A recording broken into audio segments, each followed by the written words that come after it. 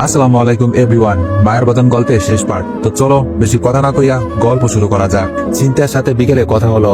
তার কাছ থেকে জানতে পারলাম অবনীর এক ডাক্তার ছেলের সাথে বিয়ে। তখন পর্যন্ত জানতাম না আমি এই ছেলেটা কে, কার সাথে অবনীর বিয়ে। রাতে যখন রাশিদ ফোন করে তার বিয়ের কথা জানালো, তখন আর বুঝতে বাকি রইল না অবনীর সাথেই রাশিদের বিয়ে ঠিক হয়েছে।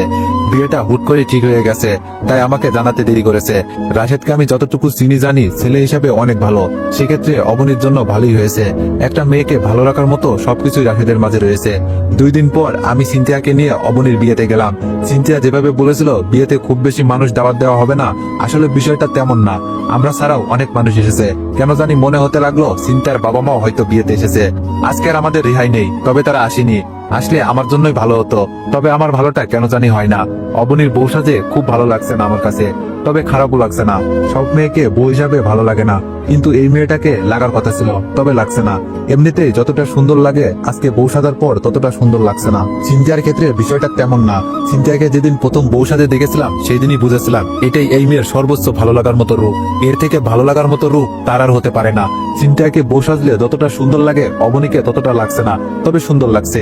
কোন রকম ঝামেলা ছাড়াই বিয়েটা হয়ে গেল, আমাদেরকেও কোনো সমস্যায় পড়তে হলো না। বিয়ে শেষ হতে হতে অনেক রাত হয়ে গেল। বাসর ঘর সাজালাম আমি আর সিনথিয়া 2 জন মিলে। সিনথিয়া খুব সুন্দর করে বাসর ঘর সাজিয়েছে, এতটা সুন্দর করে হয়তো তার নিজের বাসর ঘর কেউ সাজায়নি। সবসময় দেখে এসেছি বাসরটা সাধারণত ছেলেদের বাড়িতেই হয়। মেয়ের বাড়ি থেকে মেয়েকে নিয়ে যাবে, তারপর ছেলের বাড়িতে বাসর সাজানো হবে। কিন্তু এখানে ব্যাপারটা ভিন্ন। রাশেদের তেমন আপন বলতে কেউ না থাকায় বাসরটা অবনীদের বাসাতেই করাতে হচ্ছে, যেমনটা আমাদের করতে হয়েছিল। যদিও আমার ওটাতে বাসর বলা চলে না, কেননা বাসর রাতে যা যা করে মানুষ তার কিছুই আমরা করিনি। রাত প্রায় 12টা পার হয়ে গিয়েছে। অবনী আর রাশিদকে বাসর ঘরে ঢুকিয়ে দিয়ে আসার পর অবনীর বাবা আমাদেরকে থাকার ব্যবস্থা করলেন ছোট্ট একটা রুমে, কারণ তিনিও জেনে গিয়েছেন আমরা স্বামী স্ত্রী। তবে এটা জানেন না যে আমরা শুধু নামে স্বামী স্ত্রী, কোনো কাজের না। চিন্তার সাথে বিয়ের পর এই প্রথম এক বিছানায় ঘুমাতে হচ্ছে আমাদেরকে। বাসর রাতে পালিয়ে আসার পর সবসময় আলাদা বিছানাতেই আমরা ঘুমাইছি, কিন্তু আর সেই সুযোগ নেই। রুমটাও খুব ছোট, নিচে ঘুমানোর মতো তেমন কোনো জায়গা নেই। আমি খুব ক্লান্ত ছিলাম, তাই বিছানা দেখার সাথে সাথে নিজের গায়ে এলিয়ে দিই। ঠিক তখনই সিনথিয়া এসে বলল, আমরা এখানে একসাথে ঘুমাবো। আমি শুয়ে থাকা অবস্থাতেই বললাম, তাছাড়া আর তো কোনো উপায় নেই। তখন সিনথিয়া কপাল কুঁচকে বিছানার দিকে আগাতে আগাতে বলল, উপায় থাকবে না কেন, নিচে তো একটু জায়গা আছে, ওখানে ঘুমান আপনি, আমি উপরে ঘুমাই। সিনথিয়ার এমন কথা শুনে একটু অবাক হলাম না, কারণ এই মেয়ে এমনই, সবসময় নিজের বুঝ বুঝে, খুব স্বার্থপর একটা মেয়ে। আমি তখন বিছানা থেকে উঠে বসে পড়লাম আর বললাম, আমি কেন নিচে ঘুমাবো, শুধু শুধু কেন মশা কামড় খাবো? এমন তো না যে নিচে ঘুমালে আমার অনেক লাভ, কিংবা না ঘুমালে অনেক বড় ক্ষতি হয়ে যাবে। তখন সিনথিয়া মন খারাপ করে বলল, আমি একটা মেয়ে, আর একটা মেয়েকে সেফ রাখার দায়িত্ব আপনার। পুরুষরা চাইলে সবকিছু করতে পারে যা মেয়েরা পারে না, আর নিচে ঘুমালে ঘুম আসবে না। প্লিজ আপনি নিচে ঘুমান, আমার জন্য হলেও। আমি কোনো ভাবান্তর না করেই চিন্তার দিকে তাকিয়ে বললাম, মেয়েরা সব কাজই পারে, দেখেন না সমান অধিকার দাবি করে, তাই ছেলেরা যে কাজ পারবে ওইটা তো মেয়েদেরকেও পারতে হবে। আর আমি কেন আপনার কথায় নিচে ঘুমাবো? আপনি তো আমার কেউ না। মানুষ তার আপন মানুষের জন্য সব কষ্ট সহ্য করতে পারে, সবকিছু সয়ে যেতে পারে। আপনি তো আমার আপন কেউ না, তাহলে আমি কেন আপনার জন্য এসব করতে যাব? কে হন আপনি আমার? মনের ভিতরে অনেক অনেক অভিমান নিয়ে কথাগুলো বললাম আমি। আমারও ইচ্ছা করছিল তুলতুলে নরম বিছানাতেই ঘুমাক মেয়েটা। এরকম ফুলের মতো কোমল একটা মেয়েকে কংক্রিটের শক্ত ফ্লোরে ঘুমাতে দিতে পারি না আমি। কিন্তু এই যে অভিমান বড্ড খারাপ জিনিস, কেউ বুঝতে চায় কেউ বা চায় না। চিন্তাও আমার অভিমান ভরা কথাগুলো বুঝতে পারলো কিনা বুঝতে পারলাম না, তবে সেও অনেকটা মন খারাপ করে অভিমানে কণ্ঠে আমাকে বলল, আমি আপনার বউ হই, আর নিজের বউয়ের জন্য এটা করা আপনার কর্তব্য। এই কথা শুনে আমার অনেক রাগ হলো। ইচ্ছে করছিল সিনথিয়াকে গালি দিই, বকা দিই, কিন্তু সেটা করতে পারলাম না। আমি রাগে গড়গড় করতে করতে বললাম, কিসের বউ? আপনি আমার বউ? বউ মানে কি বোঝেন? প্রয়োজনের সময় জামাই মানবেন, আর যখন প্রয়োজন থাকবে না তখন মানবেন না। বাহ, আপনাকে তো নিজের ভালো বোঝার জন্য নোবেল দেওয়া উচিত। কখনো বইয়ের মতো আচরণ করেছেন আমার সাথে?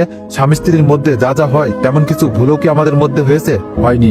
তাহলে কেন আপনি এই সম্পর্কের কথাটা তুলছেন, যেটার অস্তিত্ব শুধু কাগজে কলমেই রয়েছে, বাস্তবে না? কয়দিন পরে তো ঠিকই ওই হাসানের কাছে চলে যাবেন। উনি হবে আপনার স্বামী, আপনার কলিজা, আপনার আত্মার আত্মা। আর আমি হব পর। আমি তো শুধু আপনার প্রয়োজনের স্বামী, ভালোবাসার স্বামী তো হবে অন্য কেউ। আমাকে আপনি এসব বলবেন না, কখনো না। কথাগুলো বলতে বলতে কখন যে চোখের এক কোণে জল চলে আসলো বুঝতেই পারলাম না। তবে সিনথিয়া আমার চোখের জলটা দেখতে পারলো না, আমি তাকে দেখাতেও চাই না। যে ভালোবাসার সে এমনিতেই বাসবে, কোনো কিছু দেখে নয়। চোখের জল দেখে আজকাল আর কেউ ভালোবাসে না, ভালোবাসে মুখের হাসি দেখে। আর সত্য তো এটা, আমি হাসতে পারি না। সিনথিয়া আমার কথাগুলো শুনে প্রচন্ড কষ্ট পেয়েছে, সেটা আমি বুঝলাম, কিন্তু আমার কিছু করার নেই, কারণ এমন কষ্ট আমি অনেক দিন থেকেই পেয়ে আসছি। যেই মানুষগুলোকে কখনো কাঁদাতে চাইনি, দুঃখ দিতে চাইনি, সেই মানুষগুলোই আমাকে তিলে তিলে কষ্টের আগুনে পুড়িয়েছে। আমিও পোড়াতে জানি, আমিও কষ্ট দিতে জানি। চিন্তা আমাকে অনেক কষ্ট দিয়েছে, অথচ চাইলে সে একটু ভালোবাসাও দিতে পারতো, কিন্তু দেয়নি। সে তার প্রেমিকার বিশ্বাস অর্জন করা নিয়ে ব্যস্ত। আমিও আগের থেকে নিজেকে বদলে নিয়েছি। যখন দেখেছি আমার এমন সরাসরি ভালোবাসার বিপরীতে চিন্তার কোনো পরিবর্তন হয়নি, আমি আর কারোর জন্য মায়া কান্না কাঁদতে চাই না, কারোর জন্য বাঁচতে চাই না। যদি বাঁচতে হয় নিজের জন্য বাঁচবো। এই পৃথিবীর মানুষগুলো বড়ই স্বার্থপর, তারা ভালোবাসার মানুষগুলোকে বুঝতে চায় না। আমার কথাগুলো শুনে চিন্তা একটা বালিশ নিয়ে নিচে ঘুমিয়ে যায়। আমিও তাকে না বলি না, আমার মন খারাপের মাত্রাটা আরো বাড়তে। আমিও দেখতে চাই মাত্রাটা আর কত তীব্রতর হতে পারে। ভেবেছিলাম চিন্তাকে সব বলবো, হাসান ছেলে হিসাবে ভালো না, তার চরিত্রের সমস্যা আছে, কিন্তু এখন আর বলবো না। ভালোবাসার মানুষকে অনেক বেশি ভালোবাসার পরেও যখন তার কাছ থেকে অবহেলা ছাড়া আর কিছু পাওয়া যায় না, তখন আগের মতো সেই স্বার্থহীন ভালোবাসাটা আর থাকে না। আমার ক্ষেত্রেও তেমনই হয়েছে। জ্বর হওয়াতে সে আমার সেবা যত্ন করেছিল তার প্রয়োজনেই, কারণ তখনও আমাকে তার দরকার ছিল।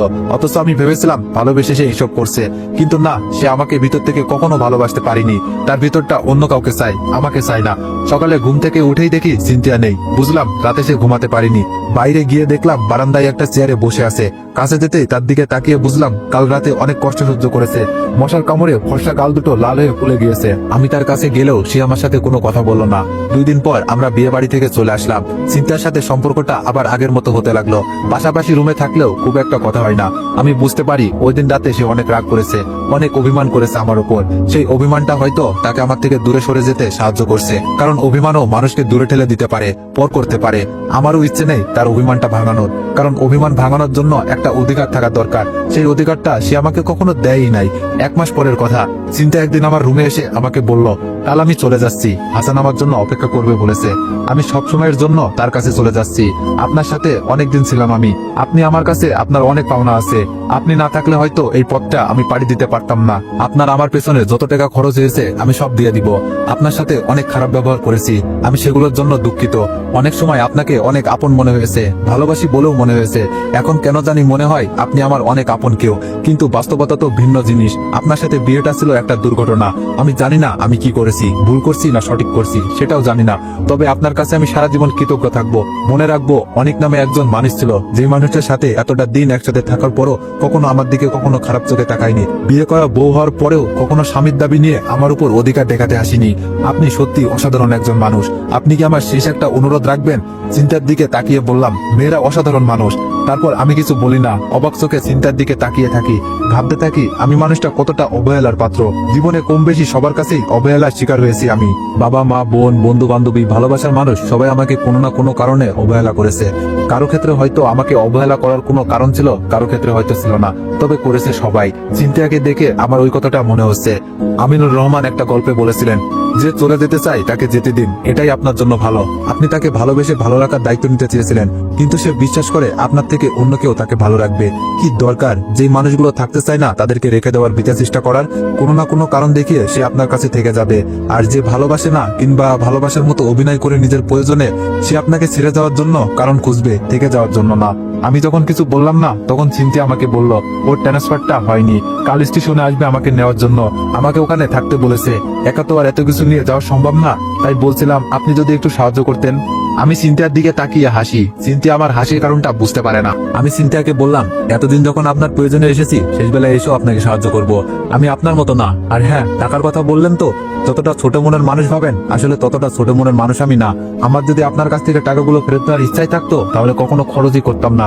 কথাগুলো বলে আমি আমার রুমে চলে যাই। সারা রাত মন খারাপ করে শুয়ে থাকি। কালকে চিন্তা আমাকে ছেড়ে চলে যাবে, এটা মানতে কষ্ট হচ্ছে। কাল থেকে আবার আমি একা হয়ে যাব। চিন্তাকে হাসানের কাছে রেখে আমি আবার বাবা মায়ের কাছে চলে যাব। চিন্তা আরো কি আমার মতো মন খারাপ? কারণ সেও তো আমার সাথে অনেক দিন ছিল, তার কিছুটা মন খারাপ তো আমি দাবি করতেই পারি। রাতে ভালো করে ঘুম হয়নি, যার কারণে অনেকটা বেলা করে ঘুম ভাঙলো। ঘুম থেকে উঠেই দেখলাম চিন্তা সবকিছু রেডি করে ফেলেছে। বুঝলাম হাসানের কাছে যাওয়ার জন্য খুব তাড়া। আমি চিন্তার দিকে তাকাতেই জাস্ট স্তব্ধ হয়ে গেলাম। আজকে জীবনে সবচেয়ে সুন্দর করে সেজেছে। এর আগে কখনো আমি তাকে এত সুন্দর করে সাজতে দেখিনি। এত সুন্দর করে সাজার কারণ কি হাসান? অথচ আমার জন্য কখনো এভাবে সাজেনি সে। তারপরেও আমি নির্লজ্জের মতো তাকে ভালোবেসতে চেয়েছি। না, আর না, অনেক হয়েছে। আমি আর তাকে কখনো আর নিজের করে নিব না। সে যদি হাসানের কাছ থেকে চলে আসে তবুও আমি তাকে ফিরিয়ে দিব। সে আমার ভিতরটাকে অনেক জ্বালিয়েছে। আমি তো আর এত জ্বলতে চাইনি। আমি শুধু তাকে ভালোবেসে চেয়েছিলাম, কিন্তু সে আমাকে জ্বালিয়েছে। সকাল 10টার সময় আমি আর সিনথিয়া রেলওয়ে স্টেশনের উদ্দেশ্যে রওনা হলাম। হাসান নাকি 12টার সময় আসবে। স্টেশনটা আমাদের এখান থেকে কিছুটা দূরেই।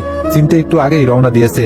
আমি সিনথিয়ার দিকে তাকাচ্ছি না। ওই চেহারাটা আমাকে ভুলে যেতে হবে। কখনো চাইলেও আমি আর দেখতে পারবো না। রাস্তায় অনেক জ্যাম থাকার কারণে আমাদের যেতে অনেক সময় লাগলো। 12টার উপরে বেজে গেল।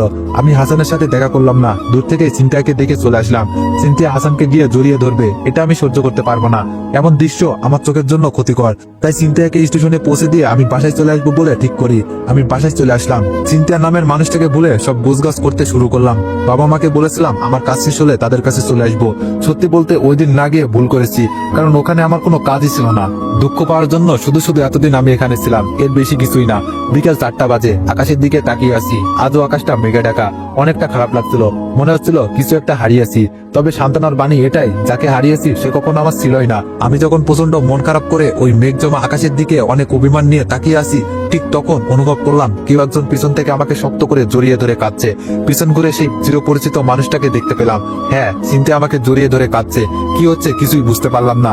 সিনথিয়া তখন কাঁদতে কাঁদতে বলল, আমি তোমার ভালোবাসাটা বুঝতে পারিনি। হাসান ছেলেটা অনেক খারাপ। আমি বাদেও সে অন্য মেয়েকে ভালোবাসে, অন্য কারোর সাথে রিলেশন করে। আমি তোমার কাছে থাকতে চাই। আমার ভুল হয়ে গিয়েছে। আমি তোমার বিশুদ্ধ ভালোবাসাটা বুঝতে পারিনি। তুমি একটাবার আমাকে বুঝাতে পারতে, আমাকে জোর করতে পারতে। যাকে ভালোবাসো তাকে চিরতরে আপন করে পাওয়ার জন্য একটু জোর করতে পারো না? আমি আর তোমাকে হারাতে চাই না, ভুল বুঝতে চাই না, কষ্ট দিতে চাই না। যতদিন বাঁচবো শুধু তোমার জন্য, তোমার ভালোবাসার মানুষ হয়ে বাঁচবো। এতটা ভালোবাসবো যার বেশি আর ভালোবাসা যায় না। বলো, আমাকে ক্ষমা করেছো? সিনথিয়ার কান্নাটা সত্য, তার চোখের পানি বিশুদ্ধ। আমার খুব ইচ্ছে করছিল নিজ হাতে তার চোখের পানির মুছে দিয়ে তার কপালে একটা চুমু খাই, তাকে বলে দিই আমি এই দিনটার জন্যই অপেক্ষা করেছিলাম। কিন্তু আমি তেমন করলাম না। যেই মানুষটা আমাকে জ্বালিয়েছে আমিও তাকে জ্বালাতে চাই। আমি তাকে দেখাতে চাই আমিও তাকে ছাড়া বাঁচতে পারবো। হয়তো ভালো থাকতে পারবো না, তবে বাঁচতে পারবো। আমি সিনথিয়াকে আমার কাছ থেকে ধাক্কা দিয়ে দূরে সরিয়ে দিই আর বলি, ক্ষমা কি এত সহজ?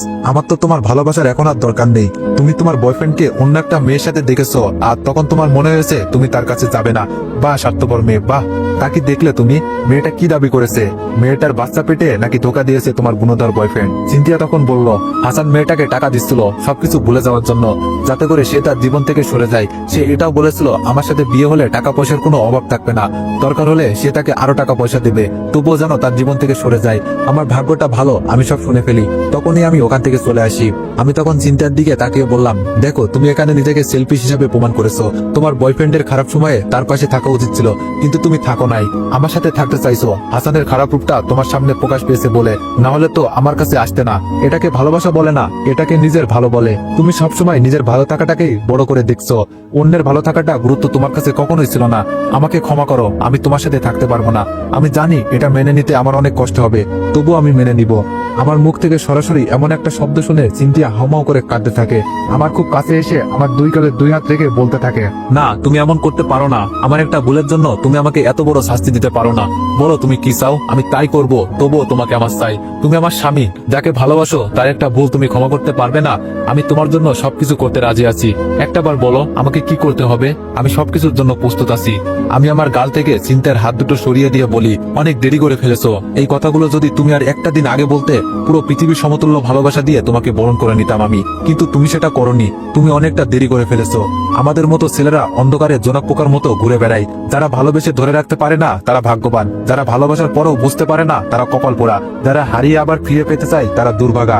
কারণ আমরা ফিরি না, আমরা মহাকালের অন্ধপুরে হারিয়ে যাই। অন্ধকারের মধ্যে আলো ছড়াতে ছড়াতে জোনাক পোকার মতোই একসময় অন্ধকারে বিলীন হয়ে যায় আমরা। তোমাদের মতো মেয়েরা আমাদেরকে ধরে রাখার ক্ষমতা রাখে না। আমাদের মতো ছেলেদেরকে তোমরা ডিজার্ভ করো না, কারণ আমরা সত্যি অনেক অনেক ভালো ছেলে, যেটা তোমরা কখনোই বুঝতে পারো না, পারলেও দেরিতে। আমাকে না পাওয়ার আফসোস নিয়ে তিলে তিলে মরবে তুমি। এটাই হবে তোমার জন্য আমার ভালোবাসার শাস্তি। আমি কাল চলে যাব, তুমিও চলে যাও তোমার বাবা মায়ের কাছে। বাবা মাকে জীবনে অনেক ধোকা দিয়েছো, তাদের কাছে ক্ষমা চেয়ে নিও। দেখো, তারাও ক্ষমা করে দিবে। তাদের পছন্দই বিয়ে করে নিও, সুখী হবে। না হলে এখানে থেকেই নতুন কাউকে খুঁজে নিও, ঠিক হাতানের মতো। কথাগুলো বলার পর চিন্তার দু চোখ দিয়ে অযোধ্যায় পানি বর্ষণ হচ্ছিল। আমি বুঝতে পারি আমার কথাগুলো তার ভিতরটাতে অনেক আঘাত করেছে। সে ভীষণ কষ্ট পেয়েছে। চিন্তা আর কোনো কথা বলতে পারে না, কারণ আমি তার সব কথাই কেড়ে নিয়েছি। সকাল হলে আমি আমার নিজের বাসায় চলে যাই। চিন্তা অনেক অনুরোধ করে থেকে যাওয়ার জন্য, কিন্তু আমি থাকি না। সে বুঝুক ভালোবাসার মানুষকে না পেলে কেমন লাগে। চলে আসার আগে আগে আমি বিয়ের কাবিননামাটা সাথে করে নিয়ে আসি আর বলি, তুমি যদি কখনো বিয়ে করতে চাও আমাকে বলবে, আমি তোমাকে ডিভোর্স পেপারটা পাঠিয়ে দিব। পবিত্র কাবিননামাটা তোমার মতো মেয়ের কাছে থাকতে পারে না, এটার মূল্য তুমি বুঝবে না। বাসায় আসার পর চিন্তা আমাকে অনেক ফোন দেয়, আমি তার ফোন ধরিনি। আমি তাকে ছেড়ে বাসা শুরু করি, শুধুমাত্র আমার জন্য বাসা শুরু করে। আমি জানি চিন্তা আমার জন্য এখনো কাঁদে, কারণ সেদিন আমি তার চোখে আমার জন্য সত্যি ভালোবাসা দেখেছিলাম। আমি চাই আমাকে না পাওয়ার আফসোসটা সে সারা জীবন করুক। 6 মাস পরের কথা। এই 6 মাস আমি চিন্তার সাথে একটা বারের জন্য কথা বলিনি, দেখা করিনি। 6 মাস পর বাবা মাকে সব বলে আমি। একদিন বাবা মা বোন আর আমার বোনের জামাইকে নিয়ে চিন্তাদের বাসায় যাই আমি। বাসাটা চিনতে কষ্ট হলো, ঠিক চিনে নিলাম। আমাকে বাসায় দেখে চিন্তার বাবা এগিয়ে আসলেন, কারণ তিনি সব জানতেন। আমি তাকে সব বলেছি। আমি চিন্তার কথা জানতে চাইতে একটা বন্ধ ঘর দেখিয়ে দিল আমাকে। আমি ঘরের দরজা খুলে যখন ভিতরে ঢুকলাম, তখন ঘরটাতে নিকশ কালো অন্ধকার অনুভব করলাম। আলো জ্বালাতেই দেখতে পেলাম পাগলের মতো কেউ একজন বিছানায় শুয়ে আছে। আমাকে দেখে বিছানা থেকে উঠে একটা কথা বলল, কে কে? আমি তার দিকে এগিয়ে গিয়ে তার মুখটা দেখতেই নিজের ভেতরটা অনেক খারাপ লাগা কাজ করলো। কি ছিল আর কি হয়ে গিয়েছে এই 6 মাসের মেয়েটা? চিন্তা অনেক কষ্ট ছিল আমার। কাঁদতে কাঁদতে চোখের নিচে দাগ পড়ে গিয়েছে, চোখ মুখ ফুলে গিয়েছে। আমি তার খুব কাছে গিয়ে জড়িয়ে ধরে বললাম, এখনো কাঁদো আমার জন্য? তখন চিন্তা বলল, তুমি তো বলেছিলে কাঁদতে, আমাকে কাঁদাতে খুব ভালো লাগে তোমার, তাই না? আমি তার চোখের পানিটা মুছে দিয়ে বললাম, কখনো না, তোমাকে অনেক ভালোবাসি। তুমি এখনো বিয়ে করোনি কেন? তুমি কি জানতে তোমার কাছে আসবো আমি? তখন চিন্তা বলল, হ্যাঁ জানতাম, কারণ তুমি আমাকে ছাড়া অন্য কাউকে নিয়ে সুখী হতে পারবে না। সুখী হওয়ার জন্য আমাকে তোমার কোনো একদিন হলেও দরকার হবে। তাই আমি অপেক্ষা করেছিলাম এই দম বন্ধ হওয়ার মতো অন্ধকার ঘরে। তুমি আমাকে এত ভালোবাসার পরও কেন হাসান নামক নরপিশাচটার হাতে আমাকে ছেড়ে দিয়েছিলে? আমি যদি সত্যি সত্যি চলে যেতাম তখন কি হতো? তখন আমি চিন্তাকে নিজের সর্বোচ্চ কাছে টেনে নিয়ে এসে বলি, এমনটা কখনোই হতো না। তুমি কি মনে করো আমি তোমাকে হাসান সম্পর্কে সব জানার পরেও তার কাছে চলে যেতে দিব? এমনটা ভাবলে তুমি অনেক বোকা। তুমি কি জানো স্টেশনের যেই মেয়েটার সাথে হাসানকে তুমি দেখেছিলে, সেই মেয়েটাকে তোমার হাসানের কাছে যাওয়ার আগেই রাতেই আমি সব বলেছিলাম, কারণ সেই মেয়েটাকে আমি চিনি। তাকে সেই হাসান অনেক আগেই ধোঁকা দিয়েছিল। তোমার সাথে স্টেশনে এর জন্যই আমি যাইনি। তুমি যখনই হাসানের কাছে গিয়েছো তার ঠিক কিছু সময় আগেই মেয়েটা হাসানের ওখানে পৌঁছে গিয়েছিল, হাসানের অজান্তেই। খোঁজ নিয়ে দেখো, হাসান ওই মেয়েটাকে বিয়ে করেছে, কারণ সে বিয়ে করতে বাধ্য ছিল। এক্ষেত্রে তোমার বোন অবনীর হাজবেন্ড রাশেদ অনেক সাহায্য করেছে, কারণ সে হাসান আর ওই মেয়ের সম্পর্কে সব জানতো। তোমার বাবাকেও আমি ফোন করে বলেছিলাম তোমাকে নিয়ে আসতে। তাকে বোঝাতে অনেক কষ্ট হয়েছিল, তবে বুঝতে পেরেছিল। আমি চেয়েছিলাম তোমাকে একটা শিক্ষা দিতে। জানো, তোমার প্রতি আমার অনেক অভিমান। এখন তুমি আমাকে হারানোর ভয় সবসময় ভালোবাসবে। চিন্তা আমার কথা শুনে অনেকটা বোকা বনে গেল। সে আস্তে করে বলল, এত বড় ধোঁকা আমার সাথে? যাকে এত ভালোবাসো তাকে কষ্ট দিতে পারলে? আমি তখন চিন্তার গালে হাত দিয়ে বললাম, কষ্ট দিয়েছি আরো বেশি ভালোবাসা পাওয়ার আশায়, তবে তোমাকে এমন অবস্থায় দেখে অনেক কষ্ট পেয়েছি। তখন চিন্তা বলল, কেন, আমি অনেক কেঁদেছি সেজন্য? আমি তখন হেসে বললাম, আরে না, কি যে বলো তুমি, এটা কোনো কারণ না। আমি ভেবেছিলাম তোমাকে দেখার পর তোমাকে জড়িয়ে ধরে চুমু খাবো, কিন্তু তুমি এই 6 মাসে নিজের কোনো যত্ন নাওনি। তোমার ঠোঁটের কি অবস্থা, চরচর হয়ে গেছে। চুমু খাওয়ার খুব ইচ্ছে ছিল, কিন্তু তুমি তোমার ঠোঁটের একটুও যত্ন নাওনি। এটা দেখে আমার খুব কষ্ট পেয়েছে। নিজের যত্ন নেওয়া আর না নাও, ঠোঁটের যত্নটা অন্তত নেওয়া উচিত ছিল তোমার। তখন চিন্তিয়া রাগ দেখিয়ে অনেক ভালোবেসে বলল, অসভ্য, তুমি এত খারাপ হলে কবে থেকে? আমি কিছু বলতে যাব তার আগেই চিন্তিয়া আমার ঠোঁটটাকে নিজের করে নিল। আজ আমাদের জন্য নতুন করে বাসর সাজানো হয়েছে। চিন্তা বাসর ঘরে বসে বসে আছে। আমি রুমে ঢুকেই দরজা লাগিয়ে দিয়ে চিন্তার পাশে গিয়ে বসলাম।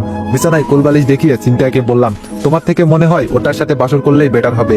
তুমি একদিন বলেছিলে কোলবালিশের সাথে বাসর করতে। আমার এমন কথা শুনে চিন্তা প্রচন্ড রেগে গেল। সে বিছানার উপর থেকে কোলবালিশটা নিয়ে জানালা দিয়ে বাইরে ফেলে দিল।